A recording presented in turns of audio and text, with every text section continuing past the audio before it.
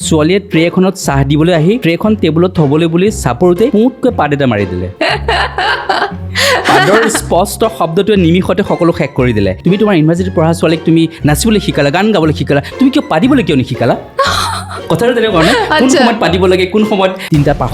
পাখণ্ডই যদি এগৰাকী নাৰীক আগভেটি ধৰিছে, একে কামোৰে সেই এটা পাখণ্ডৰ আপুনি কাণ এখন কামুৰি ছিঙি দিয়কচোন, একে কামোৰে আপুনি নাকটো ছিঙি দিয়কচোন। সিমানখিনি সাহস বা সিমানখিনি শক্তি কিন্তু এগৰাকী নাৰীৰ ভিতৰত আছে। আমি দাঁতকেইটাক আমি কেৱল খাবৰ কাৰণে নহয়, আমি দাঁতকেইটাক আমি আত্মৰক্ষাৰ কাৰণে ব্যৱহাৰ কৰিব পাৰোঁ। ভগৱানেতো আহি পেলাই পৃথিৱীলৈ আহি পেলাই নিজে সৃষ্টি কৰি দিব নোৱাৰে। ভগৱানে এগৰাকী নাৰীক সৃষ্টি কৰিব পৰা ক্ষমতাখিনি দিছে। গতিকে যি সৃষ্টি কৰিব পাৰে তেওঁ দেৱী বা ঈশ্বৰৰ ৰূপ। গতিকে এগৰাকী দেৱী বা এগৰাকী ঈশ্বৰৰ ওচৰত জুবিন গাৰ্গদেৱ যে বহুতৰ কাৰণে ঈশ্বৰ আছিলে নাই, সেই দুখীয়া পৰিয়ালবিলাকক বা সেই কষ্টত থকা মানুহবিলাকক বা দৰিদ্ৰ লোকসকলক সহায় কৰিবলৈ ভগৱান নামি আহিছিল জানো? নমস্কাৰ, আজি আমাৰ লগত আছে গল্পকাৰ আৰু ব্যংগ ৰচনাৰ লেখক অশোক কুমাৰ নাথ। নমস্কাৰ। আজি মই এক্সাইটেড হৈ আছোঁ কেইখনমান কিতাপ দেখি। ফাৰ্ষ্ট মই নামকেইটা কৈ দিওঁ দেই। নিশ্চয়। এটা পাদৰ বাবে বিয়া ভাঙিল, এক্সাইটেড হৈ আছোঁ। কিনো পাদৰ কাৰণে বিয়া ভাঙিল নে? আপোনালোকে হয়তো নামটো শুনি অলপ আচৰিত এক্সাইটেড হৈ থাকিব পাৰে। আৰু গতিকে এইখিনি কথাটো পাতিমেই। আৰু লগতে আছে আচুৰত নৰক আৰু কিমান পদ্মাৰ ঘৰত, এখন গল্প সংকলন আছে নেকি? ভগাটিন লোহা প্লাষ্টিক, নামবিলাক কিন্তু একদম ইউনিক, অলপমান হাঁহি উঠা কিন্তু দেই, মাজে মাজে ৰস আছে। আৰু কৈছে ভূতৰ ফেচবুক একাউণ্ট, এখন আৰু ইণ্টাৰেষ্টিং হ'ব। গতিকে আমি এইখিনি কথা পাতিম, কিন্তু প্ৰথমতে মই আপোনাৰ ফাৰ্ষ্ট পৰিচয়টো জানিব বিচাৰিম যে কেনেকৈ আৰম্ভ কৰিছিলে বা আপোনাৰ যাত্ৰাটো কেনেকুৱা ধৰণৰ আছিলে। তাৰপাছত আমি কিতাপৰ কথা পাতিম। হয়, সৰুতে যেতিয়া মোৰ দেউতা চাকৰি সূত্ৰে বাহিৰত আছিলে, তেতিয়া দেউতালৈ চিঠি লিখিব লগা হৈছিলে। আৰু সেইটো মোৰ মন যোৱা নাছিলে, কিন্তু মোৰ মায়ে বাধ্যবাধকতা কৰিছিলে যে তুমি এক মাহত এখন চিঠি লিখিবই লাগিব। গতিকে তেনেকৈ চাগে মোৰ লেখাৰ যিটো অনুশীলন সেইটো আৰম্ভ হৈছিলে। কিন্তু সাহিত্য লিখোঁ বুলি মোৰ যদি মনত পেলাওঁ, তেতিয়াহ'লে সেই সাহিত্য লিখাটো মই যেতিয়া নগাঁও কলেজত মই যেতিয়া এডমিশ্যন ল'লোঁ, তাৰ আগত সাহিত্যৰ নামত মই দন্ত শটো লিখা নাই, সাহিত্যৰ নামত বা কটো লিখা নাই। যেতিয়া মই আলোচনী সম্পাদকৰ যেতিয়া জাননী পাই পেলাই মই কবিতা এটা দিব গ'লোঁ, আৰু তেতিয়া আলোচনী সম্পাদকে মোক মাতি নি পেলাই ক'লে যে তোমাৰ চেষ্টাটো খুব ভাল হৈছে, কিন্তু মই ভাবোঁ যে তুমি আৰু অনুশীলন কৰিব লাগিব। তেতিয়া মই অকণমান থমকি ৰ'লোঁ যে তেতিয়াহ'লে মই কি কৰা উচিত। তেতিয়া মই নিজকে প্ৰশ্ন কৰিলোঁ যে হয়, তেতিয়াহ'লে লিখিবলৈতো পঢ়িব লাগিব, যিটো কাম মই কৰা নাছিলোঁ। আৰু মই খুব দেৰিকৈ পঢ়াটো আৰম্ভ কৰিলোঁ। আৰু তেতিয়া মই পঢ়া আৰম্ভ কৰিলোঁ দেখিলোঁ যে লেখাবোৰ তেতিয়াহ'লে এনেকৈ লিখিব লাগিব। তেতিয়া মই আৰম্ভ কৰিলোঁ, আৰু সেইটো ঘটনা মোৰ স্নাতক প্ৰথম বৰ্ষৰ ঘটনা। যেতিয়া মই আলোচনী সম্পাদকক মই লেখাটো দিলোঁ, আৰু কষ্ট কৰিলে যে ফল পোৱা যায়, তেতিয়াহ'লে মই তৃতীয় বৰ্ষৰ কথাটো আপোনাক ক'ম। তৃতীয় বৰ্ষত মই আপোনাৰ শ্ৰেষ্ঠ গল্পকাৰ হ'লোঁ, দ্বিতীয় শ্ৰেষ্ঠ ব্যংগ গল্পকাৰ হ'লোঁ, আৰু মই শ্ৰেষ্ঠ অভিনেতা হ'লোঁ। তেনেকুৱা। আৰু অভিনয়ৰ ক্ষেত্ৰখনত মোৰ গাঁৱৰ পৰাই সেই অনুশীলনটো হৈছিলে, কিন্তু মই সৰুৰ পৰা মই অভিনয় কৰিছিলোঁ। তেনেকুৱা। সেইখিনি কথা গম পালোঁ। কিন্তু এই এটা পাদৰৰ বাবে বিয়া ভাঙিল আগৰ বছৰ গ্ৰন্থমেলা সময়ত খুব বেছি 2023 পৰা খুব বেছি পপুলাৰ হৈ আছিলে। আৰু তেতিয়া মই আপোনাক কৈ আছোঁ অফ কেমেৰা, যেতিয়া মই ভাবি আছিলোঁ যে মই কিতাপখন ক'ত পঢ়িবলৈ পাম, তেনেকৈ থাকি গ'ল। মই পডকাষ্ট কৰি মেলি এইবিলাক তেনেকৈ কণ্টিনিউৱাছলি কৰি থকা হয়, আৰু কিতাপো থাকি গ'ল, আৰু ফাইনেলি আজি হাতত পৰিলেহি। কিন্তু আচলতে কাহিনীটো কি, এই এটা পাদৰৰ বাবে বিয়া ভাঙিল কেনেকৈ ভাঙিলে আমাৰ সমাজত কি হয় যে সৰু সৰু কথাৰ মাজতে চাবচোন, আমাৰ আজিকালি কি হৈছে, ধৈৰ্য সহ্য গুণবিলাক আমাৰ কমি গৈছে। চাবচোন সৰু সৰু কথাতে ইমান ডাঙৰ কিবা এটা ঘটি যায়, ভাবিলে আচৰিত লাগে যে এইটোতো নঘটিব পাৰিলেহেঁতেন যদি অকণমান আলোচনা কৰা হ'লে বা অকণমান সহ্য কৰা হ'লে। গতিকে আমাৰ সমাজত যে এই যে খুব বাঢ়ি গৈছে এই ঘটনাবিলাক, সেইকাৰণে এইটো এটা প্ৰতীকী অৰ্থত মই ব্যৱহাৰ কৰিছোঁ যে এটা পাদৰ বাবেও এখন বিয়া ভাঙি যাব পাৰে, যে ঘটনাটো ইয়াত তেনেকুৱা আছে, হয়নে? গতিকে আমাৰ এটা ছায়েন্সে এইটো ডাটা দিছে যে আমি যদি আমাৰ খুব খং উঠে, আৰু খং যেতিয়া উঠে যদি আমি 4 মিনিট সময় যদি আমি কেনেবাকৈ আমি নিজকে দমন কৰিব পাৰোঁ, তেতিয়াহ'লে আপুনি লোৱা বহু কিছুমান নেতিবাচক সিদ্ধান্তৰ পৰা আপুনি আঁতৰি থাকিব পাৰিব। তেনেকুৱা কথা মাত্ৰ 4 মিনিট আপুনি যদি মাত্ৰ 4 মিনিট আপুনি ধৈৰ্য ধৰিব পাৰিলে তেতিয়াহ'লে আপোনাৰ জীৱনত হ'বলগীয়া বহু অঘটনৰ পৰা আপুনি হাত সাৰি থাকিব পাৰিব গতিকে এই অনুষ্ঠানটোৰ জৰিয়তে মই সেইটো কিন্তু চাইণ্টিফিক মই ডাটাটো আপোনালোকক দিলোঁ হয় গতিকে আপুনি যিহেতু কৈছে যে মানে ইয়াত কি আছে গতিকে মই যদি কিতাপখন পাওঁ মই অকণমান পঢ়ি দিব পাৰিম অকণমান যদি মই পঢ়ি দিওঁ এটা পেৰেগ্ৰাফ তেতিয়াহ'লে কি হ'ব ৰাইজে বুজি পাব যিসকল পাঠকে এতিয়াও পঢ়া নাই সেইসকলে ধৰক কথাটো বুজি পাব তেনেকুৱা গতিকে এটা পাদে যে হঠাতে এনে অথন্তৰ নমাই আনিব সেই কথা হয়তো এদিনৰ আগলৈকে ঘৰখনৰ কোনেও ভাবিব পৰা নাছিল যোগেনৰ জীয়েকে পাদ মাৰি নিজৰ বিয়া নিজে ভাঙিলে কথাটো 3-4 দিনৰ ভিতৰতে গোটেই গাঁৱতে বিয়পি পৰিল সম্পূৰ্ণ এৰেঞ্জ মেৰেজ প্ৰক্ৰিয়াৰে আগবঢ়া সম্ভাৱনাময় এটা সম্বন্ধ হঠাতে স্তব্ধ হৈ পৰিল আচলতে তৰাজান গাঁৱৰ যোগেন শইকীয়াৰ একমাত্ৰ জীয়ৰী অপৰ্ণাক আজিৰ পৰা 2 মাহমানৰ আগতে চাবলৈ মৰিগাঁৱৰ পৰা এজন ল'ৰা আহিছিল ল'ৰা চৰকাৰী ইঞ্জিনিয়াৰ দ্বিতীয়বাৰ ল'ৰাৰ লগত ল'ৰাৰ মাক দেউতাক আৰু বায়েক আহিছিল সকলোৰে ছোৱালী পচন্দ হৈছে পচন্দ নহ'বই বা কিয় অপৰ্ণা MA ডিগ্ৰীধাৰী ছোৱালী বিশ্ববিদ্যালয়ত পঢ়ি থকা সময়ত অভিনয় সংগীত নৃত্য আবৃত্তি আদি প্ৰতিযোগিতাত পুৰস্কাৰ পোৱা ছোৱালী তাই মুঠতে অপৰ্ণা সাহিত্য কলা সংস্কৃতি ভালপোৱা এজনী সৰ্বৰহী ছোৱালী গতিকে এনে ছোৱালীক প্ৰত্যাখ্যান কৰাৰ কথা আহিবই নোৱাৰে তৃতীয়বাৰ ছোৱালী বিয়া পাতিমেই বুলি সিদ্ধান্ত দিবলৈ আহিল ল'ৰাৰ বৰদেউতাক খুৰাক মোমাইক মামীয়েক অঘটনটো ঘটিল সেইদিনাই ছোৱালীয়ে ট্ৰে এখনত চাহ দিবলৈ আহি ট্ৰেখন টেবুলত থ'বলৈ বুলি চাপৰোতে পুঁতকৈ পাত এটা মাৰি দিলে পাদৰ স্পষ্ট শব্দটোৱে নিমিষতে সকলো শেষ কৰি দিলে এটা মাত্ৰ সাধাৰণ পাদে অমানিশা নমাই আনিলে নতুনকৈ গঢ় ল'ব খোজা এটা সম্পৰ্কলৈ পাতটোৱে ল'ৰা ঘৰীয়াৰ প্ৰত্যেকৰে হৃদয়ত বৰ বেয়াকৈ আঘাত সানিলে খাওঁ নেখাওঁকৈ কোনোমতেহে তেওঁলোকে চাহ খালে পাছত ৰাতিলৈ খবৰ আহিল চাহ দিবলৈ আহি পাত মাৰি ছোৱালীয়ে আমাক আচলতে ঘোৰ অপমান কৰিছে আচ্ছা ছোৱালীয়ে এয়া ইণ্টেনশ্যনেলি কৰিছে বিয়া হ'বলৈ যদি ইচ্ছাই নাই বিয়া নহওঁ বুলি কৈ দিলেই হ'লচোন এনেকৈ পাত মাৰি বিয়া ভাগে নেকি ভুলবশতঃ যদি পাতিছিল তেন্তে ছোৱালীয়ে ক্ষমা খোজা উচিত আছিল মংগল কাম এটাত এনে অমংগলীয় ঘটনাক আমি সহজভাৱে ল'ব পৰা নাই গতিকে এই বিয়া অসম্ভৱ আচ্ছা মানে ল'ৰা ঘৰৰ পৰা এইটো হেৰি কৰি মানি নলয় ঠিক আছে গতিকে এই যে ছোৱালীৰ আৰু তেনেকুৱা ঘটনা ছোৱালীৰ আকৌ ভায়েকজন আচলতে কি হয় তেওঁ এগৰাকী ইঞ্জিনিয়াৰ মানে ক্ষমা কৰিব তেওঁ MBBSৰ এগৰাকী ছাত্ৰ মানে অ'কে তেওঁ মানে সেই তেওঁলোকৰ ছোৱালীজনীৰ খুৰাকো খুব বেছি মানে খং উঠিছে ছোৱালীজনীৰ খুৰাকে মানে বৌয়েকক কৈছে যে বৌ তুমি তোমাৰ ইউনিভাৰ্চিটিত পঢ়ি থকা ছোৱালীক তুমি তোমাৰ ইউনিভাৰ্চিটিত পঢ়া ছোৱালীক তুমি নাচিবলৈ শিকালা গান গাবলৈ শিকালা তুমি কিয় পাতিবলৈ কিয় নিশিকালা কথাটো তেনেকুৱা মানে কোন সময়ত পাতিব লাগে কোন সময়ত পাতিব নালাগে এইবোৰ কথা তুমি শিকাব নোৱাৰিলা আৰু তাই কি ইণ্টেনশ্যনেলি কৰিছিল নে সঁচাকৈ ইণ্টেনশ্যনেলি কৰা নাই কিন্তু তেওঁলোকে ভাবিছে ইণ্টেনশ্যনেলি কৰিছে ল'ৰা ঘৰে ভাবিছে ইণ্টেনশ্যনেলি কৰিছে ঠিক আছে আৰু খুৰাকবিলাকে কি হয় অকণমান ডমিনেশ্যন এটা থাকে ন খুৰাকবিলাকৰ যেতিয়া হয় নাই তেনেকুৱা গতিকে অ'কে তাৰপিছত ল'ৰাৰ খুৰাকৰ কথাৰ চুক তথা সুৰ ৰ'ব 1 মিনিট তাৰপিছতে বায়েকে কান্দি থকা দেখি অপৰ্ণাৰ মেডিকেলত পঢ়ি থকা একমাত্ৰ ভায়েক উৎপল এইবাৰ ভিতৰৰ পৰা ওলাই আহিল সি এইবাৰ MBBSৰ ফাইনেল দিব ছোৱালী চাবলৈ অহা মানুহ আহিব বুলি জানি সিও সেইমতে মিলাই 2 দিনৰ বাবে গুৱাহাটীৰ পৰা ঘৰলৈ আহিছিল সি খুৰাকক পেপেৰ পাতি দিলে থোৱা হে খুৰা এনে আকুৰগুজ মানুহৰ লগত সম্পৰ্ক নকৰাই ভাল হাত ভৰি নথকা বস্তু এটা ওলাই গ'ল আৰু সেইটোকে লৈ পেলাই ইমান ডাঙৰ ইছ্যু বনাব লাগেনে ডাক্তৰ এগৰাকী ৰোগীক পেচাব পায়খানা ভালদৰে হৈ আছেনে নাই বায়ু গৈ আছেনে নাই অৰ্থাৎ পাত গৈ আছেনে নাই এই প্ৰশ্নবোৰ সুধি ৰোগীগৰাকীৰ পেটৰ সুস্থতা অসুস্থতাৰ বুজ লয় পদাটো শৰীৰত এটা তেনেই স্বাভাৱিক পৰিঘটনা এয়া একো বেয়া কথা নহয় অথবা অপৰাধ নহয় কিন্তু ল'ৰা ঘৰৰ লগতে তোমালোকেও এনেকুৱা ৰিয়েকশ্যন কৰিছা যেন বায়ে এটা ডাঙৰ পাপহে কৰিলে অপৰাধ কৰিলে থেই মানুহে আজি মহাকাশত নতুন ৰহস্য উদ্ঘাটনৰ চিন্তাত লাগি আছে আৰু তোমালোকে কিয় পাত মাৰিলা চিন্তাত ডুবি আছা ঠিক তোমালোকৰ জীৱন শুনা খুৰা যদি পদাটো এটা অপৰাধ এনেকুৱা অপৰাধ মই এদিনতে 1000টা কৰিম পাছত উৎপলে ভাবিলে য'চতে সি কৈ দিলে হয় কিন্তু সি জানো এদিনতে 15টাতকৈ বেছি পাত মাৰি পাইছে আচলতে উৎপলৰ আজি 1000টামান পাত মাৰি দিব পৰা ধৰণৰ খং এটা উঠি গৈছে তাৰ মনত পৰিল 2 বছৰমানৰ আগতে হোষ্টেলত তাৰ বৰ বেয়াকৈ জ্বৰ আৰু পেটৰ বিষ হৈছিল লগৰীয়াসকলে তাক মেডিকেলত ভৰ্তি কৰিলে এদিনৰ পাছত ৰাতি ডাক্তৰে ভিজিট কৰোঁতে উৎপলক সুধিলে পাত গৈছেনে নাৰ্ছ দুগৰাকীৰ আগত হয় পাতিছোঁ ছাৰ বুলি ক'বলৈ তাৰ লাজ লাগিছিল সি কেৱল মূৰটোত দুপিয়াই দিলে ডাক্তৰ যেতিয়া পুনৰ সুধিলে কিমান গৈছে পাত সেইবাৰ সি মনত পেলাবলৈ যত্ন কৰিলে দুকমুগলিতে এটা পাত ব্ৰেকফাষ্টত সময়ত 3টা দুপৰীয়া 2টা আবেলি 3:30 আৰু সন্ধিয়া 2টা 3টামান বঢ়াই উৎপলে ডাক্তৰ সাহসেৰে ক'লে গোটেই দিনটো 15টামান পাতিছোঁ ছাৰ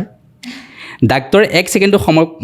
পলম নকৰি গুড তেনেকুৱা গতিকে এই ধৰণৰ মানে ব্যংগৰ ৰচনা এটা মানে হ'বতো পাৰে ন তেনেকুৱা কথা পাৰে পাৰে মানে কিন্তু আপুনি যেতিয়া পঢ়ি আছিলে মানে মই এইটো অনুভৱ কৰিলোঁ যে পাদ এটাৰ কাৰণে যদি তেওঁলোকে ৰিজেকশ্যন কৰিছে পাছত সামান্য পাদ এটাৰ কাৰণে পাছতচোন বেলেগ বেলেগ সৰু সৰু কথাটো ডাঙৰ কৰি দিব তেওঁলোকে আপুনিতো দেখিছে চেম্পুৰ কাৰণে বিয়া ভাগি গৈছে ন আমাৰ ইয়াতে অবভিয়াছলি দেখিছোঁ মই চেম্পু এটাৰ কাৰণে আমাৰ বিয়া ভাগি যাব তেতিয়াহ'লে আমাৰ ধৈৰ্য সহ্য কিমান নাইকিয়া হৈ গৈছে সেইটোৱে পিছতচোন সেই তেওঁলোকৰ ঘৰৰ পৰা বহুত মানে অত্যাচাৰ কৰিব ছোৱালীজনী মানসিকভাৱে হয় হয় হয় তেনেকুৱা মানে কথাখিনি হাঁহি উঠা হয় হাস্যৰসিক হয় কিন্তু তাৰ মাজত কিন্তু আপোনাৰ ডাঙৰ ডাঙৰ মেছেজ আছে এটা মেছেজ এটা আছে এটা প্ৰতীকী অৰ্থত যে আমি ইমানেই আমাৰ সহ্য গুণটো কমি গৈছে যে আমি সাধাৰণ পাদ এটাৰ কাৰণেও আমি ল'ৰা ঘৰে ছোৱালী ঘৰে কাজিয়া কৰোঁ আৰু এই যে মানে আমি যেতিয়া সম্পৰ্ক এটা কৰিছোঁ ন শুভ বিবাহ বুলি কয় ন বিবাহৰ সম্পৰ্কটো শুভ বিবাহ বুলি কয় নহয় জানো এটা পবিত্ৰ সম্পৰ্ক গতিকে এই যে পবিত্ৰ সম্পৰ্ক আপুনি চাবচোন বিয়া হৈ নুঠালৈকে ল'ৰা ঘৰৰ ছোৱালী ঘৰৰ মাজত এটা ইছ্যু এটা চলি থাকে কিন্তু হয়নে নীৰৱে চলি থাকে কিন্তু উমি উমি জ্বলি থাকে হয়নে হয় কেতিয়াবা ছোৱালী যেতিয়া ল'ৰা ঘৰে ছোৱালী ঘৰত ছোৱালী আনিবলৈ যায় ছোৱালী ঘৰতো চাবচোন মানে এইটো অপ্ৰিয় হ'লেও সত্য কিন্তু মাংসহে নাপালোঁ বা কিবাটো কমিলে নহয় জানো তেনেকুৱা হয় গতিকে আচলতে আমাৰ যেতিয়া এটা পবিত্ৰ সম্পৰ্ক হয় এইটো যে যোৰা এটা বোলে ভগৱানে ঠিক কৰি থৈ দিয়ে ঈশ্বৰৰ ইচ্ছাত এটা পবিত্ৰ সম্পৰ্ক এটা হয় নহয় জানো গতিকে আমি তেনেকুৱাতে যেতিয়া পবিত্ৰ সম্পৰ্ক কৰিব যাওঁ আমি অদৰকাৰীভাৱে এই ধৰণৰ কথাবিলাকৰ পৰা আমি এৰাই চলা উচিত সঁচাকৈ কেতিয়াবা এনেকুৱা মানে অনুভৱ হয় আমাৰ সকলোৰে মাজত জানো প্ৰেম সঁচাকৈ আছে যদি থাকিলেহেঁতেন এইবিলাক নহ'লেহেঁতেন সঁচাকৈ আপুনি কথাটো সঁচাকৈ গতিকে আমি আচলতে যদি আমাৰ সঁচাকৈ আমাৰ ভাল লাগিছে সম্পৰ্কটো কৰিবলৈ আমি আগবাঢ়িম তেতিয়াহ'লে আমি এটা পবিত্ৰ অন্তৰেৰে আমি খুব দয়া ক্ষমা সহ্য এইবোৰেৰে কিন্তু আগবাঢ়িব লাগিব তেনেকুৱা কথা তেতিয়াহে কিন্তু আমি যিকোনো ক্ষেত্ৰত আমাৰ এটা ভাল এটা আমি দিশে আগবাঢ়ি যাব পাৰিম তেনেকুৱা কথা এইখন হয়তো এতিয়ালৈকে অলপমান পঢ়ি দিলে আপুনি তাৰ আপুনি হেৰিবিলাক চাব পাৰে তাৰ আপুনি সূচীপত্ৰত আৰ্টিকলবিলাক চাব পাৰে মানে ৰস ৰচনাবিলাক চাব পাৰে তেনেকুৱা গতিকে এখন আপোনালোকে পঢ়ি চাব পাৰে আৰু মোৰতো বহুত মানে এক্সাইটেড হৈ আছোঁ মানে মই পঢ়িবৰ কাৰণে এখন একদম নিশ্চয় পঢ়িম আৰু এনেকুৱাও হ'ব পাৰে যে কিছুমান মানুহ ইংলিছত পঢ়িবৰ কাৰণে মানে পঢ়িবৰ কাৰণে অসুবিধা হ'ব পাৰে তেওঁলোকৰ কাৰণে ইংৰাজী আমাৰ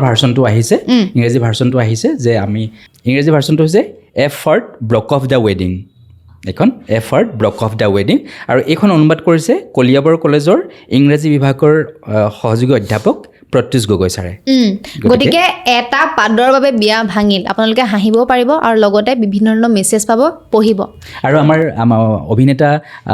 পৰিচালক হিমাংশু প্ৰসাদ দাই যোৱা বছৰ তেখেতে আপডেট এটা দিছিল কৈছে যে একে বহাতে পঢ়ি শেষ কৰা এখন কিতাপ হয় কিন্তু তেতিয়া হিমাংশু প্ৰসাদ দাৰ লগত কিন্তু মোৰ কেতিয়াও চিনাকি নাছিল ভাল পাইছে তো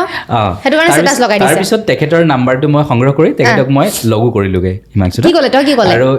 হিমাংশুতে ক'লে যে মই যেতিয়া মই ভাল পালোঁ যিহেতু ভাল পোৱা কিতাপবিলাকৰ মই ৰিভিউ মই গ্ৰন্থমেলাত লিখোৱে মানে তেনেকুৱা এতিয়া আছে নেকি ভগাটিন লোহা প্লাষ্টিক ৰস ৰচনাৰ সংকলন এইখন কেনেকুৱা ধৰণৰ হ'ব এইখনো আপুনি ইয়াতেও তেনেকৈ ৰসৰ গল্পবিলাকেই আছে মই যদি আৰ্টিকলবিলাক কৈ দিওঁ এই যে আছে নেকি ভগাটিন লোহাৰ প্লাষ্টিক মানে ঘটনাটো এনেকুৱা আৰম্ভ হৈছে হঠাতে কাজিয়াখন আৰম্ভ হ'ল যোৱা 3 দিন ধৰি তুমি মোৰ সৈতে এনে ব্যৱহাৰ কৰিছা যেন মই ঘৰৰ ভগাটিন লোহাৰ প্লাষ্টিকে কৰিছোঁ যদি কৰিছোঁ ঘনীয়ে কৈছে কৰিছোঁ যদি কৰিছোঁ সিদিনা বিয়া ঘৰত মোক কিয় পিছা কৰিছিলা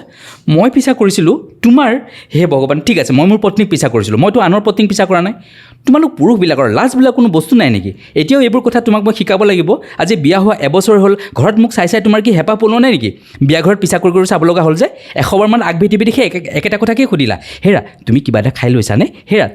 খাই লৈছানে এইবাৰৰ পৰা যদি এনেকুৱা আচৰণ কৰিলা এইখন ঘৰত তুমিয়ে থাকিবা মই তোমাৰ নিচিনা নিৰাজ হ'ব নোৱাৰোঁ বেঙে মোটা গৰুৰ দৰে অৰূপে কাণখন পেলাই দিলে 5 ছেকেণ্ডৰ বাবে যেন পৃথিৱীখন স্তব্ধ হৈ পৰিল বুকুখনত অজান বিষ এটা অনুভৱ কৰিলে সি যিটো সত্য এই মুহূৰ্তত সেইটোৱে ক'বলৈ সি স্থিৰ কৰিলে সি লাহে লাহে ক'বলৈ ধৰিলে পাটৰ কাপোৰযোৰেৰে সৈতে সিদিনা বিয়াঘৰত তোমাক ইমান শুৱনি দেখিছিল যে মই বাৰে বাৰে চাবলৈ বাধ্য হৈছিলোঁ মোৰ বৰকৈ মনত পৰিছিল আমাৰ বিয়ালৈ তাৰমানে বিয়ালৈ মনত পৰি গৈছিলে মানে তেওঁৰ মানে নিজৰ সহধৰ্মীক ইমান ভাল লাগিছে মানে তাৰ নিজৰ পত্নীৰ প্ৰতি যিটো প্ৰেম আচলতে ন ইমান ভাল লাগিছে যে আৰু ঘনীয়েক অকণ কাৰা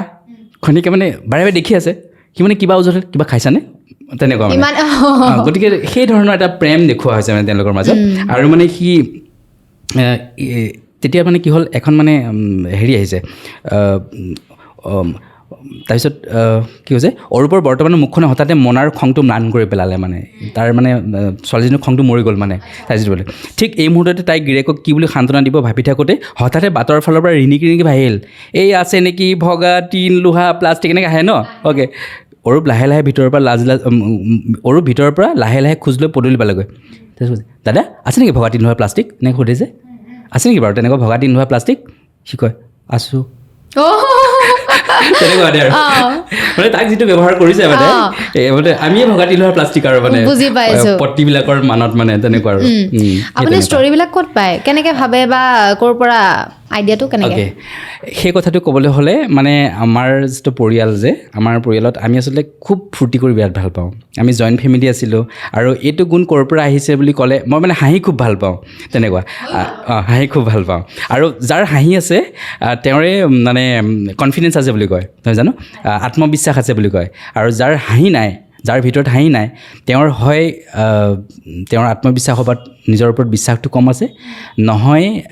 কিবা ইছ্যু আছে মুঠতে তেনেকুৱা গতিকে আমি আচলতে হাঁহি থাকিব পৰাটো আমাৰ কাৰণে এটা খুব ভাল কথা মানে তেনেকুৱা আৰু আমি যদি ব্যংগ ৰচনাৰ যদি আমি জনকগৰাকীক যদি মনত পেলাওঁ তেখেত হৈছিলে হেমকোষৰ প্ৰণেতা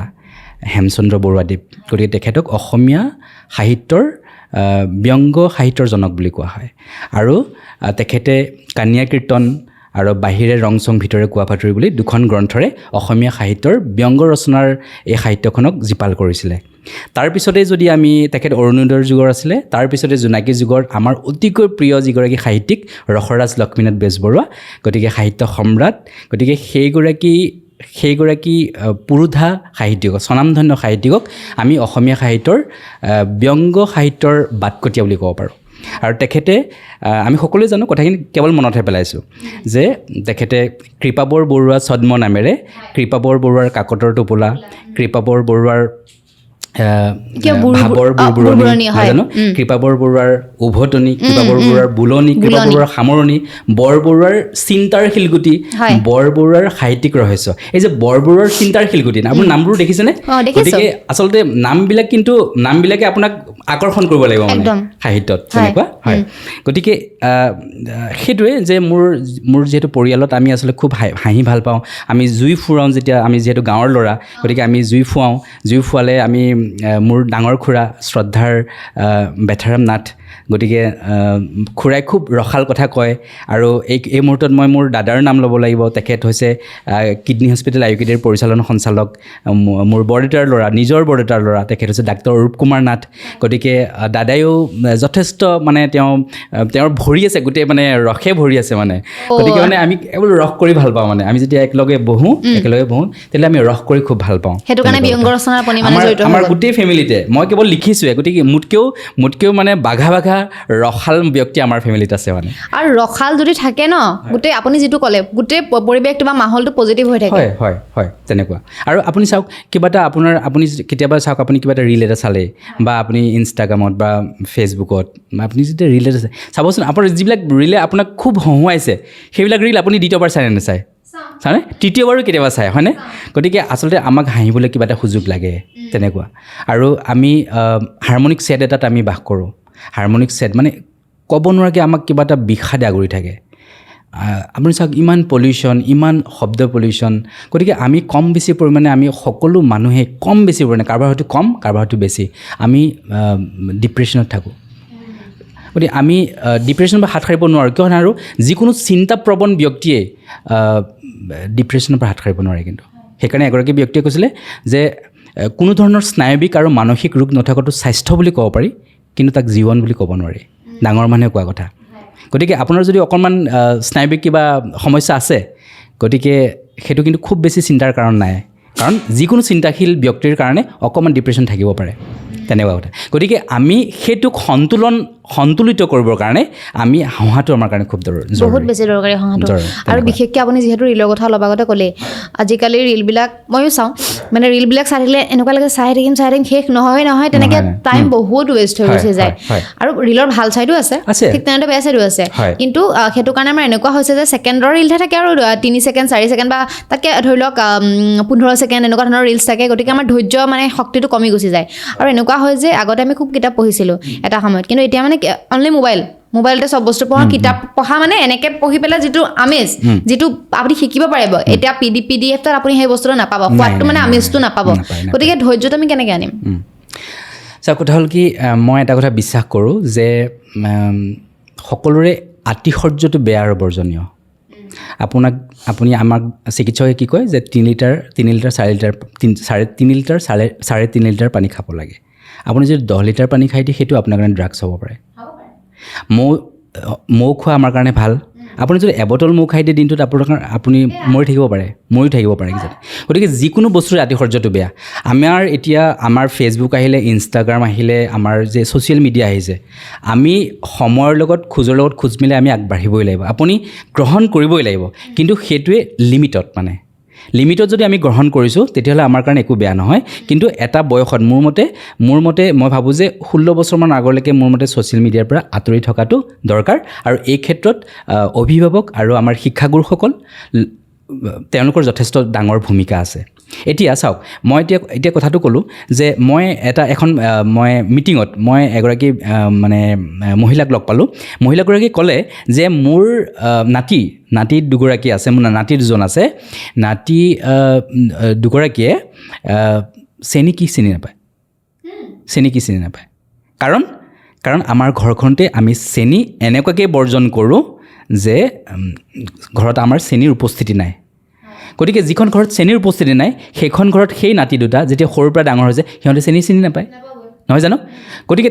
তেওঁলোকে পাবলগীয়া কাৰ্বহাইড্ৰেটটো চাউলৰ পৰা পাই আছোঁ আমি ফলৰ পৰা পাই আছোঁ আমি নহয় জানো গতিকে এই যিটো আমাৰ চুগাৰ আমাৰ চেনি সেইটোক হোৱাইট পয়জন বুলি কোৱা হয় হোৱাইট পয়জন শ্ল' পয়জন মানে হোৱাইট পয়জন গতিকে আমাৰ যদি বগা পয়জন আছে সেইটো হৈছে কিন্তু চেনি তেনেকুৱা কথা সেইকাৰণে আমি আচলতে ঘৰখনৰ পৰা সকলো আমি অভ্যাস কৰিব লাগিব নিজৰ মাক দেউতাকে যদি হাতত কিতাপ লৈছে আৰু সেইটো যদি জন্মৰ পৰা শিশুগৰাকীয়ে দেখিছে তেতিয়াহ'লে সেই শিশুগৰাকীয়ে মোবাইলটো নলৈ কিন্তু কিতাপ ল'ব আৰু হয়নে গতিকে এই অভ্যাসটো কিন্তু ঘৰত মাক দেউতাকে প্ৰথম কৰিব লাগিব তেনেকুৱা কথা মাক দেউতাকে যদি সৰুৰ পৰাই কিতাপ পঢ়িছে মাক দেউতাকে যদি সৰুৰ পৰা য়োগা কৰিছে মেডিটেশ্যন কৰিছে মাক দেউতাকে যদি সৰুৰ পৰা সূৰ্যাস্ত চাইছে সূৰ্যোদয় চাইছে তেতিয়াহ'লে তেওঁৰ সন্তানে এই কামখিনি কৰিব বুকুত হাত থৈ অনুকৰণ কৰিব কিন্তু এটা বয়স হৈ গ'লে সেই বস্তুটো নাইকিয়া হৈ গুচি যায় কিন্তু আপুনি যদি 14 বছৰ 15 বছৰ যদি আপোনাৰ শিশুটোক আজিৰ পৰা ৰিল চাব নালাগে সেইটো কেতিয়াও পচিবল নহয় কাৰণ আগৰ পৰা হেবিট হৈ আহিছে চাই আহিছে হঠাতে মানে নোৱাৰিব নহয় তেনেকৈ কণ্ট্ৰল কৰিব এই ক্ষেত্ৰত মই এই অনুষ্ঠানটোৰ জৰিয়তে হিমাশ্ৰী মই আপোনাৰ জাম্পিং স্পাইডাৰ ষ্টুডিঅ'ৰ সমূহ দৰ্শকক শ্ৰদ্ধাৰ দৰ্শকক মই ক'ব খুজিছোঁ যে আচলতে আমাৰ কাৰণ মই ইয়াতে কোনোবা চৰকাৰী প্ৰতিনিধিও হয়তো আপোনাৰ এই অনুষ্ঠানটো চাই আছে মই মোৰ চৰকাৰলৈ অনুৰোধ কৰিম আমাৰ চৰকাৰে বহুত ভাল কাম কৰি আছে তাৰ মাজতে এনেকুৱা কাম কিছুমান কৰিব পাৰি নেকি যে ধৰক এই মাহৰ কাৰণে আমি গোটেই অসমৰ পৰা নিৰ্বাচিত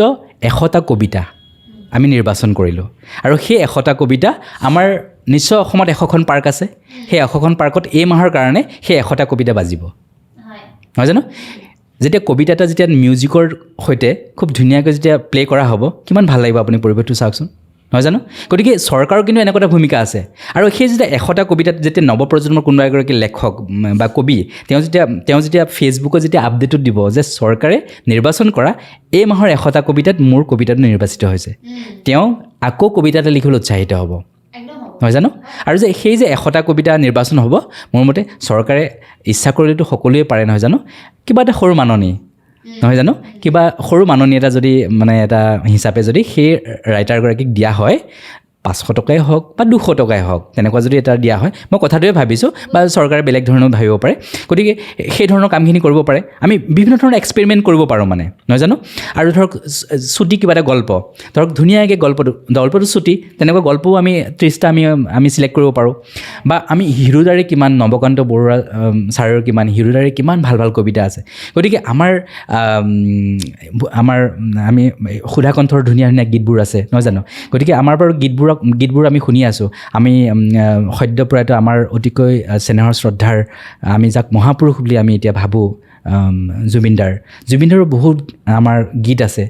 সেইবোৰ গীত বা কবিতাও আছে তেখেতে গতিকে সেইবোৰ যদি কবিতা বা গীত আমাৰ পাৰ্কত যদি আমাৰ বাজি থাকে তেতিয়া আমাৰ কি হ'ব নিউ জেনেৰেশ্যনে সাহিত্যৰ প্ৰতি আকৰ্ষিত হ'ব কিন্তু গতিকে কিতাপৰ প্ৰতি যদি আমি আকৰ্ষিত কৰিব নোৱাৰোঁ আমাৰ জেনেৰেশ্যনক তেতিয়াহ'লে কিন্তু এটা খুব কিন্তু এটা আমি ক'ব নোৱাৰোঁ যে আমি কিমান বেয়ালৈ গৈ আছোঁ জুবিন দাই কৈছে কিতাপ নপঢ়া যাতে কোনো গামোচাই বচাব আমি নোৱাৰে বচাব নোৱাৰিম গামোচাই বচাব নোৱাৰোঁ আৰু প্লেটোৱেতো খুব তেতিয়াই কৈ থৈছে মোক এখন ভাল কিতাপ দিয়া মই তোমালোকক এটা ভাল জাতি দিম তেনেকুৱা কথা গতিকে কিন্তু আমি কথাবোৰ কিন্তু চিন্তা কৰিবলগীয়া হৈ গৈছে মানে জোৰ পৰি হাত নহয় বাউসী পালেহি গতিকে এতিয়া যদি আমি চিন্তা নকৰোঁ তেতিয়াহ'লে আমাৰ কাৰণে কিন্তু বৰ অসুবিধা হ'ব তেনেকুৱা কথা বা অকণিসকলৰ ক্ষেত্ৰতো পাৰি পদ্যবিলাক যে এই মাহত 100টা পদ্য আমি অকণিসকলৰ পৰা মানে ছাত্ৰ ছাত্ৰীসকলৰ পৰা ধৰক প্ৰথম শ্ৰেণীৰ পৰা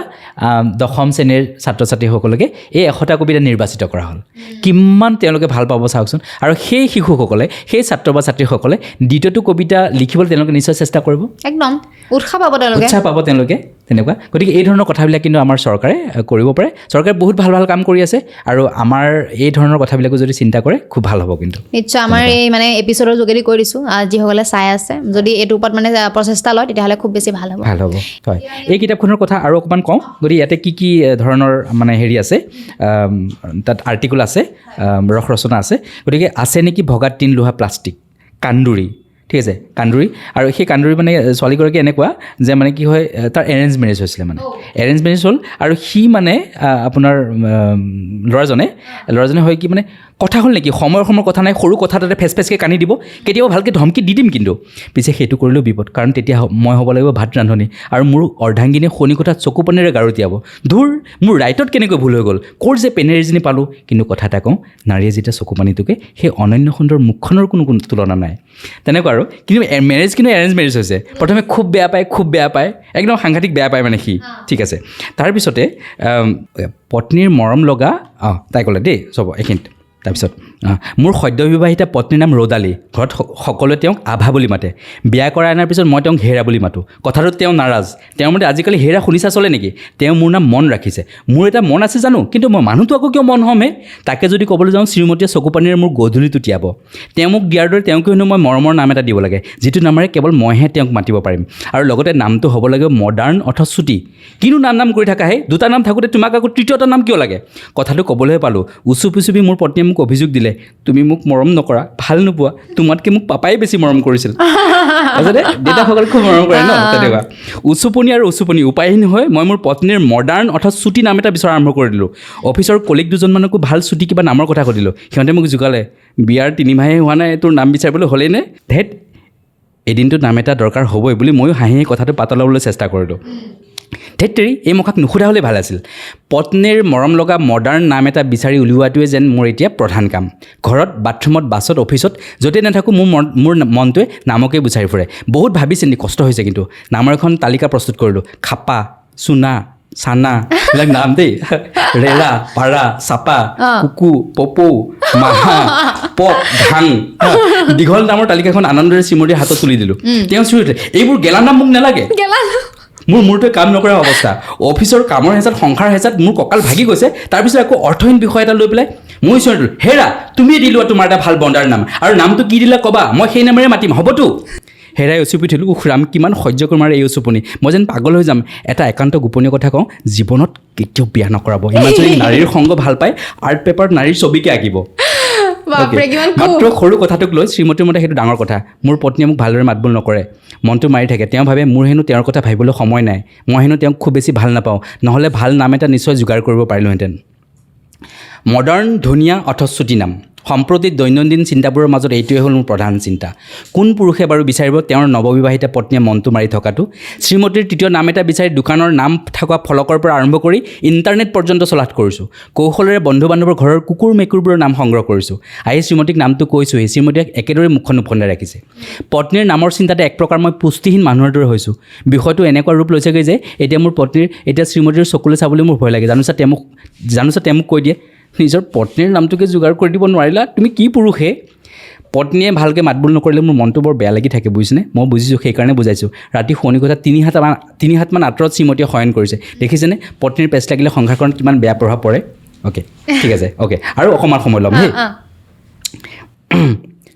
ৰাতি 1মান বজাত সাৰ পালোঁ পিয়াহ লাগিছে পানী অকণমান খাওঁ বুলি বেড ছুইচটো অন কৰিলোঁ শ্ৰীমতী মোৰ নিচেই কাষত শুই আছিল আৰু তেওঁৰ সোঁহাতখন মোৰ বুকুৰ ওপৰত আছিল কিবা এক অবুজ আনন্দৰে মোৰ মনটো ভৰি পৰিল 5 মিনিটমান সময় পাৰ কৰিলোঁ শ্ৰীমতীৰ টোপনি ভাগিব বুলি ভাবিয়েই মই খুব সাৱধানে তেওঁৰ হাতখন মোৰ বুকুৰ ওপৰৰ পৰা আঁতৰাই বিচনাৰ পৰা নামি গ'লোঁ পানী খাই থাকোঁতে হঠাৎ বিজুলী বেগেৰে ধুনীয়া নাম এটা মোৰ মনলৈ আহিল মই তৎক্ষণাত নামটো ক'বলৈ বুলি আঁঠুৱাৰ ভিতৰলৈ সোমাই গ'লোঁ আৰু উধাটো খাই শ্ৰীমতীক জগালোঁ হেৰা শুনিছানে হেৰা মই তেওঁৰ গাটো জোকাৰি দিলোঁ শ্ৰীমতীয়ে সাৰ পালে কি হেৰা নাম এটা পালোঁ দিয়া টোপনিৰ পৰা জগাই দিয়াৰ বাবে হয়তো তেওঁৰ ভাল নালাগিলে খুব লাহেকৈ তেওঁৰ মুখৰ পৰা ওলাই আহিল কি তেওঁৰ মুখৰ পৰা আহিল দেই কি মই পৰম উৎসাহ আৰু আগ্ৰহ কৰিলোঁ পিয়াৰ নামটো পিয়াৰ তেনেকুৱা আৰু মানে বহুত বেছি আৰু ওচৰতে থকা গাৰু এটা প্ৰচণ্ড জোৰেৰে তেওঁ মোৰ গালে দলিয়াই দিলে তেনেকুৱা মানে কমেডি কিছুমানে কিটো নাম এটা পালেগৈ কিন্তু জোলা বুলি কি পালেগৈ নাম এটা মানে কেনেকুৱা হ'ল মই সুধি দিছোঁ দেই অ'কে এইখিনিতে আছে সি যি কি নহওক 3 দিনৰ পাছত এইবাৰ প্ৰথম অ'কে এইখিনিতে অ'কে আমাৰ বিয়া 5 মাহ সম্পূৰ্ণ হ'ল বহু কষ্ট কৰি শ্ৰীমতীৰ বাবে মৰমৰ নাম এটা বিচাৰি পালোঁ তেওঁৰো পচন্দ হৈছে আচলতে শ্ৰীমতীৰ জন্মৰ দিন মাহ ক্ষণ এই সকলোবোৰ গণনা কৰি ব্ৰেকেটত লিখিছোঁ দেই এক প্ৰকাৰ গৱেষণা কৰিছোঁ বুলি ক'ব লাগিব সি মানে নিজকে কৈছে এক প্ৰকাৰ মই গৱেষণা কৰিছোঁ মানে মই তেওঁক উপহাৰ দিলোঁ এই ধুনীয়া নামটো জুলাই মাহত জন্ম হোৱাৰ বাবে তেওঁৰ নাম থলোঁ জোলা নামটো পাই শ্ৰীমতীৰ আনন্দৰ সীমা নাই বিয়াৰ পিছত কিজানি এই প্ৰথমবাৰৰ বাবে তেওঁৰ মুখত ইমান বেছি আনন্দ স্ফূৰ্তিৰ হাঁহি মই আচৰিত হ'লোঁ আচলতে নাৰীসকলে কি কথাত দুখ পায় কি কথাত সুখ পায় কি কথাত আনন্দ পায় আমি পুৰুষসকলে ভালদৰে নাজানো আমাৰ পুৰুষসকলৰ বাবে সেইকাৰণেই বাৰু নাৰী বেছি ৰহস্যময় নেকি সিমান সুধিছে আৰু এইটো কিন্তু মানে সঁচাকৈ মানে এইটোৰ লগত মিলি গৈছে মানে ৰিয়েল লাইফৰ লগত তাকে এনেকুৱা থাকে মানে পিছত মানে কি হয় এৰেঞ্জ মেৰেজ হৈছিল ন তাৰ কিন্তু লাহে লাহে দুইটাক বিৰাট ভাল লগা হৈ গ'ল মানে ভাল পোৱা হৈ গ'ল বিৰাট ভাল পোৱা লগা হৈ গ'ল তাৰপিছত চাব হা পিছত তেওঁলোকৰ সন্তান এটা জন্ম হ'ব আৰু মানে তেনেকুৱা ডাক্তৰে কৈছে আৰু অ'কে জোলাৰ বাইকৰ কথা মতে জোলাক 2 দিনৰ পাছতেই ব্যক্তিগত নাৰ্ছিং হোম এখনলৈ লৈ গ'লোঁ গাইনিকলজিষ্ট ডাক্তৰ ৰূপম বৰাই প্ৰাথমিক পৰীক্ষা নিৰীক্ষাখিনি কৰিবলৈ দিলে 2 ঘণ্টামানৰ পাছত পৰীক্ষাৰ ৰিপৰ্টখিনিৰ সৈতে আকৌ ডাক্তৰৰ মুখামুখি হ'লোঁ ৰিপৰ্টখিনি চাই ডাক্তৰ বৰাই সন্তোষেৰে হাঁহি এটা মাৰি উঠিল কংগ্ৰেচুলেশ্যন মিছেছ ৰজালি আপুনি মাক হ'বলৈ ওলাইছে একে সময়তে কংগ্ৰেচুলেশ্যন বুলি ডাক্তৰ বৰাই মোৰ ফালে হাতখন আগবঢ়াই দিলে মই 2 হাতেৰে তেওঁৰ হাতখন ধৰি জোকাৰি দিলোঁ ধন্যবাদ দিলোঁ আনন্দৰে মোৰ হৃদয় যেন পাৰাপাৰ নাইকিয়া হৈ পৰিল জোলাৰ দুগালেৰে হৰহৰকৈ চকুপানী বৈ আহিল মিছেছ ৰজালি আপুনি কান্দিছে কিয় ডাক্তৰ বৰাই আচৰিত হৈ জোলালে চালে তাতোতকৈ বেছি আচৰিত হৈ ডাক্তৰ বৰাই মোৰ ফালে চাই কৈ উঠিল কি হ'ল মিষ্টাৰ নাথ আপুনি ফেকুৰিছে কিয় তাইহঁতে কান্দিছে আৰু ই ফেকুৰিছে মানে তেনেকুৱা মানে আৰু খুব মানে সহজ সৰল মই গিৰিয়েক ঘৈণীয়েক তখনৰ কাহিনী মই আঁকিছোঁ মানে তেনেকুৱা তাৰপিছত এইটো ৰিয়েল লাইফৰ পৰা ইনস্পায়াৰ হৈছেনে নাই একচুৱেলি ইমাজিনেশ্যনবিলাক মোৰ আৰু মানে অকণমান 50-60% মোক বিচাৰি পাব মোৰ প্ৰতিটো গল্পত আচ্ছা আপোনাৰ লগত মানে আচ্ছা ওকে সেইকাৰণে মই ইয়াত লিখিছোঁ মিষ্টাৰ নাথ এনেকুৱা আৰু কিন্তু মইতো বিয়া নাপাতোতেই মই লিখা গল্প বিয়া নাপাতোতে আপুনি ইমাজিনেশ্যন অ'কে তেনেকুৱা তাৰপিছত আৰু এটা কথা মই সুধিম আপুনি এটা ডায়লগ দিছিলে ন তাতে সংলাপ এটা আছিলে যে সঁচাকৈ মানে মহিলাসকলক বুজিবতো বহুত টান এজন পুৰুষৰ সঁচাকৈ টান নেকি আপুনি বুজি পাইছে নাই নিজৰ মানে পত্নীক বা টান হৈছে নেকি মহিলাক বুজি পাবলৈ নহয় মই এজন পুৰুষ হিচাপে বা মই এগৰাকী এতিয়া মই বিবাহিত যুৱক মানে মই এইটো কথা ক'ব বিচাৰিছোঁ যে মই কেতিয়াও মোৰ পত্নীৰ ওচৰত জিকি পোৱা নাই গতিকে কেতিয়াও মই জিকি পোৱা নাই মানে জিকি হাৰি গৈছোঁ মানে মই ভাবিছোঁ জিকি গৈছোঁ আৰু তেওঁকো মই প্ৰুভ কৰিছোঁ মই জিকি গৈছোঁ কিন্তু মই জিকি হাৰি গৈছোঁ কিন্তু তেনেকুৱা কথা গতিকে এগৰাকী নাৰী হৈছে মই ভাবোঁ সৃষ্টিকৰ্তা তেনে কথা ভগৱানেতো আহি পেলাই পৃথিৱীলৈ আহি পেলাই নিজে সৃষ্টি কৰি দিব নোৱাৰে ভগৱানে এগৰাকী নাৰীক সৃষ্টি কৰিব পৰা ক্ষমতাখিনি দিছে গতিকে যি সৃষ্টি কৰিব পাৰে তেওঁ দেৱী বা ঈশ্বৰৰ ৰূপ গতিকে এগৰাকী দেৱী বা এগৰাকী ঈশ্বৰৰ ওচৰত এজন পুৰুষ কেনেকৈ জিকিব এইটো অসম্ভৱ তেনেকুৱা কথা গতিকে মই ভাবোঁ যে ঈশ্বৰৰ বা দেৱীৰ অন্য ৰূপ এগৰাকী নাৰী আৰু সেইবাবে কোনো পুৰুষ এগৰাকী নাৰীৰ ওচৰত কেতিয়াও জয়ী হ'ব নোৱাৰে আৰু প্ৰতিগৰাকী নাৰীয়ে এগৰাকী নাৰী সেইগৰাকী পুৰুষৰ এগৰাকী নাৰী এজন পুৰুষৰ এই পৃথিৱীত এগৰাকী নাৰী এনে এগৰাকী নাৰী যিগৰাকী নাৰী তেওঁৰ মা নহয় জানো মাগৰাকীয়ে তেওঁক তুলি তালি হয়নে একেবাৰে কেঁচুৱা অৱস্থাৰ পৰা ডাঙৰ কৰিছে সেইটো কোনে কৰিব পাৰে? ঈশ্বৰেহে কৰিব পাৰিব ন? ঐশ্বৰিক শক্তি নাথাকিলে সেই কামটো কৰিব পাৰিব নেকি? নোৱাৰে ন? গতিকে মই সেইকাৰণে কৈছোঁ যে কোনো পুৰুষেই এগৰাকী নাৰীৰ ওচৰত কেতিয়াও জিকিব নোৱাৰে। হয়তো তেওঁ প্ৰুফ কৰিব পাৰিব, কিবা জোৰ জবৰদস্তি প্ৰুফ কৰিব পাৰিব যে মই জিকিলোঁ, কিন্তু মই সেইকাৰণে কৈছোঁ যে জিকি তেওঁ হাৰি যায় এগৰাকী পত্নী। গতিকে এইখনৰ কথা আমি পাতিলোঁ, আছে নেকি ভগা টিন লোহা প্লাষ্টিক, এইখন আপোনালোকে পঢ়ি চাব, খুব ইণ্টাৰেষ্টিং হয়। মইতো কিন্তু মোৰ আৰ্টিকলবিলাক মই এবাৰ মাতি দিব খুজিম, বেছি সময় নল'ম মই বাৰু, তেনেকুৱা কথা। ইয়াত কি আৰ্টিকল আছে যে জেলেপি মই কুকুৰ নেকি, আপুনিও স্পষ্টপাতিতা গুণৰ অধিকাৰী নেকি, বেয়া পাই এদিন ভাল পাই পেলালোঁ, বাথৰুমলৈ জুমি চোৱাৰ বিচাৰ, তাৰপিছতে হগা ডাঙৰ নে ৰজা ডাঙৰ, শ্ৰীমতীৰ মাছবোধৰ নাটক, মোৰ প্ৰথম বিবাহ বাৰ্ষিকীত ঘটা অঘটনটো, এটা পাদৰ বাবে বিয়া ভাগিল, ইয়াতো আছে দেই, এইটো যিহেতু তাৰপিছত ফুলসজ্জা মোৰ সুখৰ নাছিল, বৰুৱা বৰণীৰ যুদ্ধ, মেও মেও, ঠিক আছে, মাল আছেনে মাল, শইকীয়াৰ কণী পৰীক্ষা, অ'কে, দেহা কণী বুলি, পাতিমুতুৰাৰ ফেচবুক লাইভ, প্ৰেতাত্মাৰ সৈতে এনিশা, হাফ পেণ্ট প্ৰেমী ছোৱালী, ছাগলীৰ মাথা খাই ভাল পোৱা ন বোৱাৰী, কিনা হাঁহৰ পোকৰলৈকে মঙহ, মাজনিশা মোৰ শুৱনি কোঠাত ভূত, কিয় আমি কওঁ নে কওঁ, কেচটো মোক লাগিবই কিন্তু দেই, নহয় জানো? অ'কে, তাৰপিছতে পিটিকা পিটিকিত আপুনি কেনেকুৱা, পকা তেতেলীৰ সৈতে তেল নিমখ জলকীয়া, ঠিক আছে, এইটো আকৌ বৰ ইণ্টাৰেষ্টিং। তাৰমানে অভ্যাস হৈ গ'লগৈ, সি মানে এই তেতেলীৰ সৈতে তেল আৰু নিমখ মানে সি লগাই পেলাই খায়, আৰু মানে খাওঁতে তাৰ অভ্যাসটো হ'ল যিকোনো বস্তু দেখি তেল নিমখ লগাই খোৱা আৰম্ভ কৰিলে। এতিয়া আহোঁ আচুৰত নৰক আৰু কিমান পদ্মাৰ ঘৰত, এইখন হয়তো বহুত চিৰিয়াছ কিতাপ হ'ব। হয়, এখন মোৰ গল্প সংকলন, মোৰ প্ৰথমখন গল্প সংকলন এই অভাজনৰ প্ৰথমখন গল্প সংকলন আছিলে ঐ ৰাধা। সেই বহুত চলি আছিলে নেকি ন? ঐ ৰাধাখন যথেষ্ট সমাদৃত হৈছিলে আৰু বহু পাঠক পাঠিকে আদৰি লৈছিলে তেনেকুৱা। আৰু ঐ ৰাধাৰ যিটো গল্প, যাক কেন্দ্ৰ কৰি গল্প কিতাপখনৰ নাম দিয়া হৈছিলে, সেইটো আছিলে ৰাধা বুলি এটা গল্পৰ। আৰু ৰাধা কিন্তু তাত এই শ্ৰীকৃষ্ণৰ ৰাধা যে সেই ৰাধাজনী নহয়, কিন্তু সেই ৰাধাজনী এজনী চিতল মাছ, মানে চিতল মাছ। আচ্ছা। আৰু কৃষ্ণটো যদি সঁচা কৃষ্ণ, কিন্তু মানে আমাৰ ভগৱান কৃষ্ণৰ কথা কোৱা নাই, কিন্তু মানে এজন সেই ক্লাছ 5ত 3বাৰ ফেইল কৰা এটা ল'ৰা, যি মানে দেউতাকক সহায় কৰে, খেতি বাতিত সহায় কৰে, 3বাৰ ফেইল কৰাৰ পিছত তাক সি পঢ়া কমপ্লিট নকৰিলে, আৰু দেউতাকে মানে আগফালৰ বিলত মাছ ধৰোঁতে মানে চিতল মাছ এজনী পালে, চিতল মাছৰ পোৱালি এটা পালে, আৰু সেই চিতল মাছৰ পোৱালিটো সি মানে দেউতাকক খুব অনুৰোধ কৰিছে, দেউতা আমি নাখাওঁ দিয়া মাছজনী, আমি আমাৰ পুখুৰীটোত এৰি দিওঁ। এই যে পুখুৰীত এৰি দিলে যে মাছজনী লাহে লাহে ডাঙৰ হ'ল, মানে লাহে লাহে যেতিয়া ডাঙৰ হ'ল, আৰু সি মৰমতে তাইৰ নাম ৰাখিলে ৰাধা। আৰু তাৰ আৰু মানে কৃষ্ণ আৰু ৰাধাৰ মাজত এটা খুব আধ্যাত্মিক এটা প্ৰেম হ'ল, মানে যিটো মানে এই যে আপুনি যিটো সস্তীয়া আমি যদি প্ৰেম বুলি কওঁ, মানে প্ৰেমটো আচলতে সস্তীয়া বুলি ক'বই নাপায়, এইটো নালাগে বাৰু, মোৰ মুখৰ পৰা ভুলকৈ ওলাইছে, কিন্তু মানে মাজনীৰ প্ৰতি তাৰ সাংঘাতিক এটা প্ৰেম হ'ল, মানে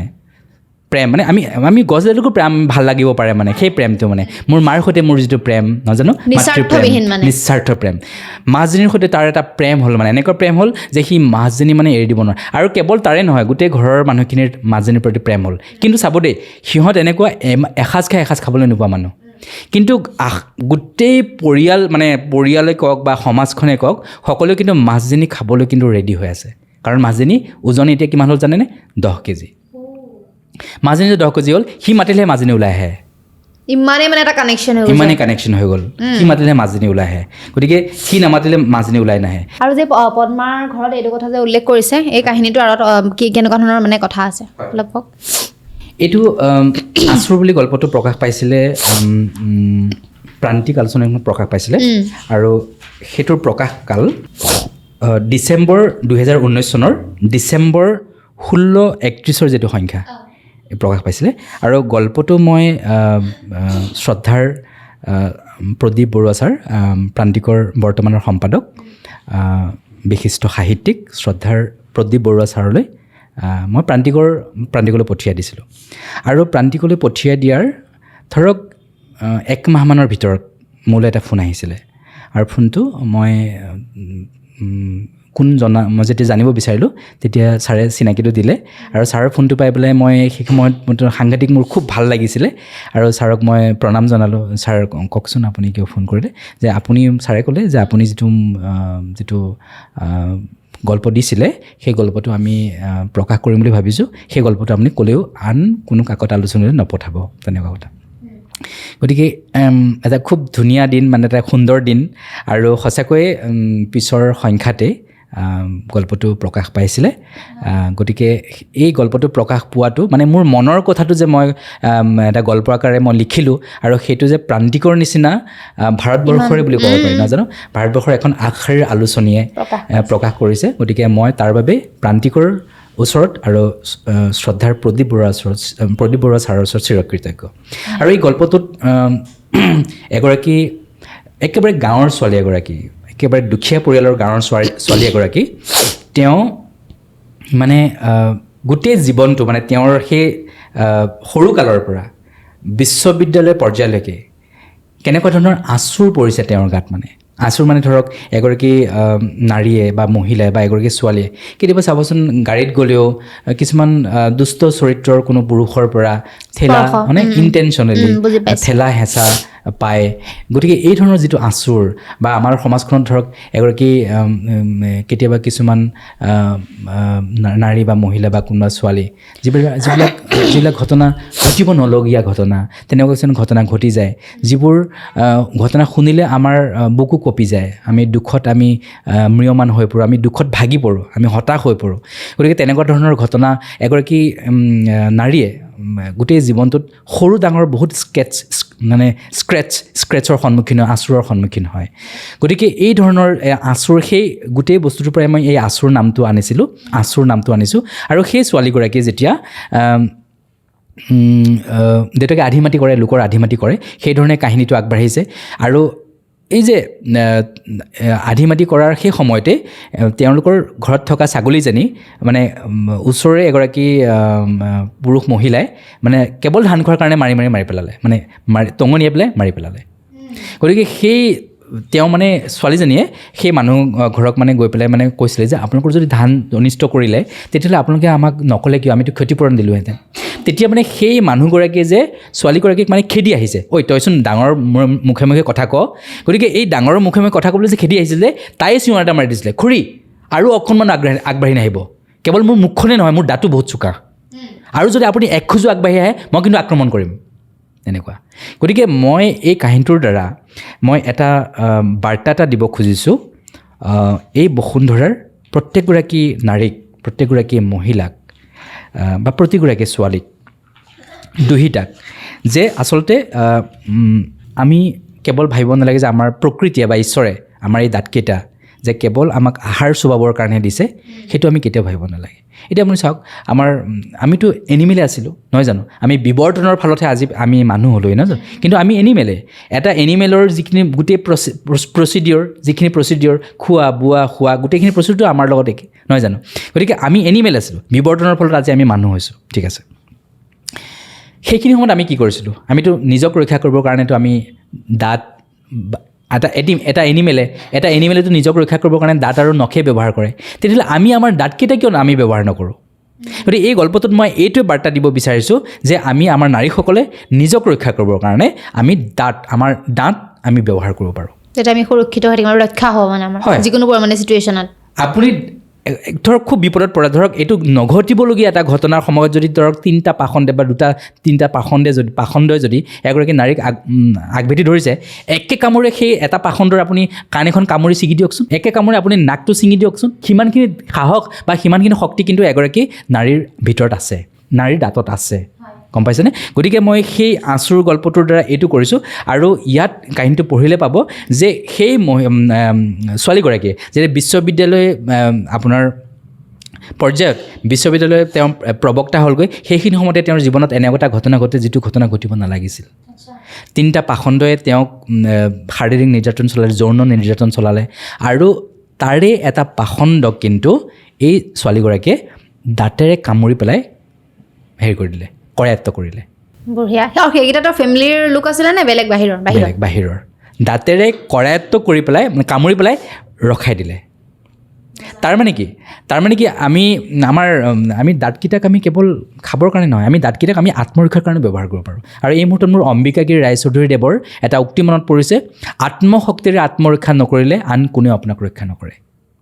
এনেকুৱা মুহূৰ্ত আহিব জীৱনত যিটো মুহূৰ্তত আপোনাক সেইখিনি সময়ত সহায় কৰিবলৈ বা ৰক্ষা কৰিবলৈ কোনো নাই নিজে নিজৰ সাহস হ'ব লাগিব নিজে নিজৰ ৰক্ষা কৰিব লাগিব আৰু এই মুহূৰ্তত আপুনি সুধিব পাৰে যে কিয় মইতো ভগৱান বহুত বিশ্বাস কৰোঁ মোকতো ভগৱানেও ৰক্ষা কৰিব পাৰিলেহেঁতেন, ভগৱানে কিয় ৰক্ষা নকৰে? শাস্ত্ৰ বা গীতাখন যদি অধ্যয়ন কৰা যায়, তাত যিটো জ্ঞান মাৰ্গত শ্ৰীকৃষ্ণই অৰ্জুনক কৈছিলে আত্মা আৰু পৰমাত্মা যে এটা মুদ্ৰাৰে ইপিঠে সিপিঠে, আত্মা আৰু পৰমাত্মা এক বোলে। ঈশ্বৰে যে আমাক পঠাইছে, আমাক আচলতে ঈশ্বৰ হিচাপে পঠাইছে। তেতিয়াহ'লে হ'ব নালাগিছে তেনেকুৱা ধৰণৰ কাম। যদি ঈশ্বৰ পাৱাৰ থাকিব, ঈশ্বৰে অসুৰক দমন কৰিব পাৰিব লাগে, আৰু অসুৰক দমন কৰিব পাৰেও এগৰাকী মানুহে বা এগৰাকী ছোৱালীয়ে বা এগৰাকী নাৰীয়ে, কিন্তু আমি চাৰেণ্ডাৰ কৰি দিওঁ। বুজি পাইছেনে? গতিকে গীতাত ভগৱান শ্ৰীকৃষ্ণই কৈছে যে আত্মা আৰু পৰমাত্মা আচলতে এক, আত্মা আৰু পৰমাত্মাৰ মাজত একো বিশেষ পাৰ্থক্য নাই। ভগৱান পৃথিৱীৰ পৰা ভগৱান নামি নাহে। এতিয়া আমি যদি এটা উদাহৰণ লওঁ, আমাৰ সদ্যপ্ৰায়ত জুবিন গাৰ্গদেৱ যে বহুতৰ কাৰণে ঈশ্বৰ আছিলে নাই? সেই দুখীয়া পৰিয়ালবিলাকক বা সেই কষ্টত থকা মানুহবিলাকক বা দৰিদ্ৰ লোকসকলক সহায় কৰিবলৈ ভগৱান নামি আহিছিল জানো? সেই সহায়খিনি কোনে কৰিছিলে? জুবিন দাই কৰিছিল ন? তাৰ মানে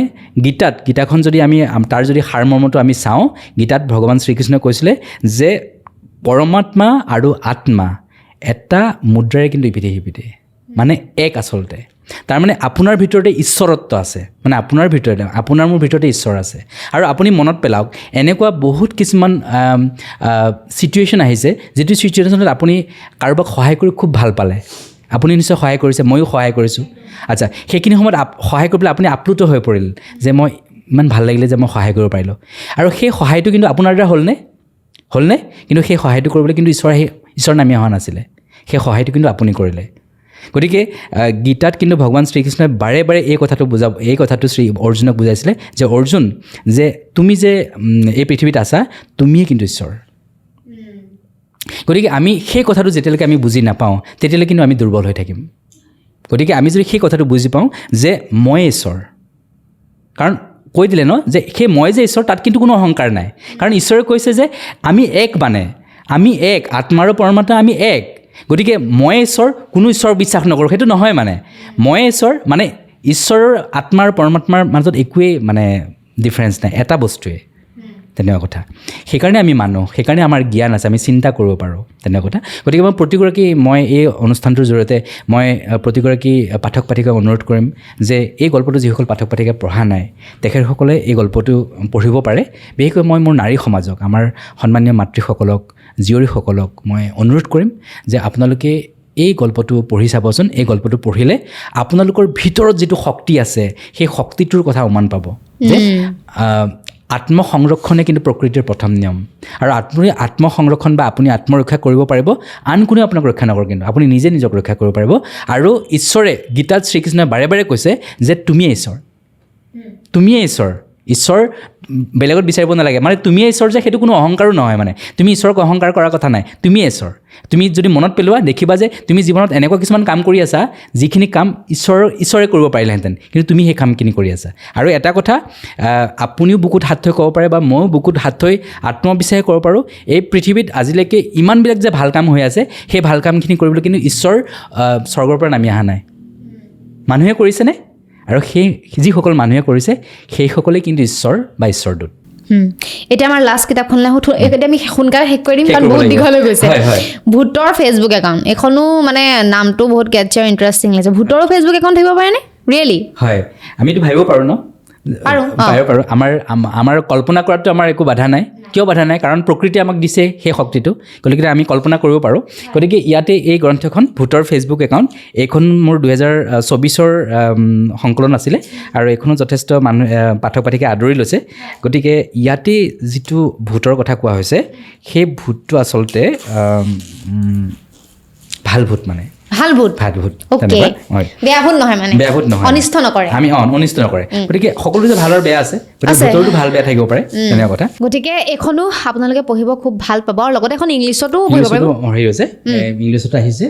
যদি আপোনাৰ অনুমতি হয় মই অকণমান দেখুৱাই দিওঁ। হয়, গতিকে অলপ আগতে যে আমি আচৰত নৰক কিমান পদ্মাৰ ঘৰত, তাৰ ইংৰাজীটো আহিছে দ্য ছিক্ৰেট ইন পদ্মা। এইটো দ্য ছিক্ৰেট ইন পদ্মা বুলি আহিছে। গতিকে এইখনো যদি কোনো পাঠক পাঠিকাই ইংৰাজীত পঢ়িব বিচাৰে, ইংৰাজীত পঢ়িব পাৰিব। আৰু ভূতৰ ফেচবুক একাউণ্ট, তাৰ কাৰণে আহিছে Facebook account of A crazy ghost. ইয়াত ক্ৰেজি শব্দটো লগাই দিছোঁ, ক্ৰেজি হয় বাবে Facebook account of A crazy ghost. গতিকে এইখনো কৰিব পাৰিব আৰু এই অভাজনৰ 4খন কিতাপ যে ফেচবুক একাউণ্টৰ পৰা crazy ghost A first block of the ৱেডিং দ্য ছিক্ৰেট ইন পদ্মা আৰু আচুৰত নৰক ইমান পদ্মাৰ ঘৰত আৰু কিমান পদ্মাৰ ঘৰত এই 4খন কিতাপ ৰাষ্ট্ৰীয় পৰ্যায়ৰ publishing house global publishing house India তেখেতসকলে প্ৰকাশ কৰিছে গতিকে এই সুযোগতে মই গ্ল'বেল পাব্লিছিং হাউচ ইণ্ডিয়াক মই মোৰ ধন্যবাদ আৰু কৃতজ্ঞতা জ্ঞাপন কৰিছোঁ এতিয়া ধৰি লওক আমাৰ এপিছডটো বহুত দীঘল হ'ল আৰু বহুত ইণ্টাৰেষ্টিং লাগিলে কিন্তু আপুনি যেনেকৈ আমাৰ পঢ়ি দিলে সংলাপখিনি বহুত ভাল লাগিলে গতিকে অডিয়েঞ্চেও ভাল পাব এতিয়া কিতাপখন পঢ়িবলৈ মানে বিচাৰিব ক'ত উপলব্ধ হ'ব কেনেকৈ পাব আপুনি অকণমান সেই বিষয়ে মানে অৱগত কৰি হয় আপোনাৰ প্ৰশ্নটোৰ আগতে মই আৰু এটা কথা দোহাৰিব বিচাৰিম যে আমাৰ যেতিয়া ইয়াতে যে যিখন মই কিতাপ দেখুৱাইছিলোঁ আছে নেকি ভকা তিনিলোহা প্লাষ্টিক সেই কিতাপখন কৰিছে ৰেইন ছফ্টে কৰিছে গতিকে মই এই সুযোগতে ৰেইন ছফ্টৰ স্বত্বাধিকাৰী ধনজিৎ দাসদাৰকো মই কৃতজ্ঞতা জ্ঞাপন কৰিছোঁ আৰু লগতে এই যে ভূতৰ ফেচবুক একাউণ্ট আৰু এটা পাদৰ বাবে বিয়া ভাগিল সেই 2খন কিতাপ কৰিছে পাঞ্চজন্য বুকছে গতিকে এই মুহূৰ্তত মই পাঞ্চজন্য বুকছৰ স্বত্বাধিকাৰী ধীৰাজ লহকৰ শ্ৰদ্ধাৰ ধীৰাজ লহকৰ দাদাকো মই মোৰ শ্ৰদ্ধা জ্ঞাপন কৰিছোঁ কৃতজ্ঞতা জ্ঞাপন কৰিছোঁ অ'কে আপোনাৰ প্ৰশ্নটো হৈছে যে বৰ্তমানটো আমাৰ খানাপাৰাত অসম গ্ৰন্থমেলা চলি আছে গতিকে সেই গ্ৰন্থমেলাৰ প্ৰায় প্ৰত্যেকখন বিপণীতে মোৰ এই গোটেইকেইখন কিতাপ উপলব্ধ আৰু যদি মই কেইখনমানৰ নাম লৈ লওঁ তেতিয়াহ'লে দেউকা প্ৰকাশন বৰ্ণ নবোদয় আৰ্জে ৰেখা প্ৰকাশন এনেকৈ মোৰ এই মুহূৰ্তত মোৰ এইকেইটা নামকেইটা আহিছে কিন্তু বেছিভাগ বিপণীতে এই কিতাপকেইখন উপলব্ধ হয় গতিকে তাৰ পৰা ল'ব পাৰিব আৰু যদি তাত নাপায় ধৰি লওক বুক ফেয়াৰ গুচি গ'ল গ্ৰন্থমেলা গুচি গ'ল তাৰ পাছত ক'ৰ পৰা ল'ব পাৰিব অনলাইন যোগে গ্ৰন্থখন পাব আৰু যদি কোনোবা ব্যক্তিয়ে মোৰ সৈতে প্ৰত্যক্ষভাৱে যোগাযোগ কৰিব বিচাৰে তেতিয়াহ'লে মই ফোন নম্বৰ এটাও ক'ব পাৰোঁ কৈ দিয়ক আপুনি ফোন নম্বৰটো 9957432010 9957432010 এই নম্বৰত আপোনালোকে যদি মোক ফোনটো কৰে তেতিয়াহ'লে মই কেনেধৰণে আপোনালোকৰ কাষ চপাব পাৰোঁ সেইটো আমি ফোনতে পাতি ল'ব পাৰোঁ ঠিক আছে আৰু এমাজনতো উপলব্ধ কিতাপ ফ্লিপকাৰ্টতো উপলব্ধ ঠিক আছে তাৰ পৰা আপোনালোকে লৈ ল'ব পাৰিব আৰু আমি শেষ কৰি দিওঁ অনুষ্ঠানটো বহুত বেছি ভাল লাগিল আপোনালোকৰ কথা পাতি আৰু আপোনালোকৰ কেনেকুৱা লাগিছে কমেণ্ট কৰিব ভিডিঅ'টো শ্বেয়াৰ কৰিব আৰু মই ডেছক্ৰিপশ্যনত নাম্বাৰ দি দিম স্ক্ৰীণতো নাম্বাৰ দি দিম যোগাযোগ কৰি ল'ব আৰু ইতিমধ্যে কিতাপখনৰ কথা কৈছোঁ কেনেকৈ পাব তেওঁ ইতিমধ্যে জনাই দিছে গতিকে যোগাযোগ কৰি ল'ব আৰু যদিহে আমাৰ এপিছডবিলাক চাই ভাল পাই আছে আমাৰ চেনেলটো ছাবস্ক্ৰাইব কৰি দিব ধন্যবাদ